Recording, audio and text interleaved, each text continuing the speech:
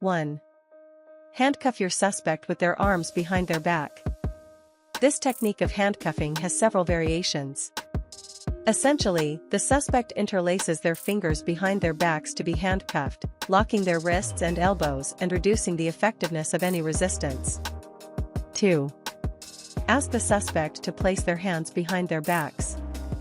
Their palms should be touching and their fingers entwined in a prayer position. If the suspect begins to resist arrest, you can either hold the wrists together or hold the pinkies together to restrain them. 3. Hold the suspect's left wrist and press the bow of the handcuff against the wrist. Try not to remove your hands from the suspect's wrists. As they are standing, they could easily run if they get free of your grip.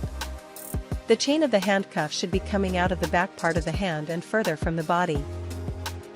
In this position, the suspect can't move their hands under their legs and in front of their bodies. 4.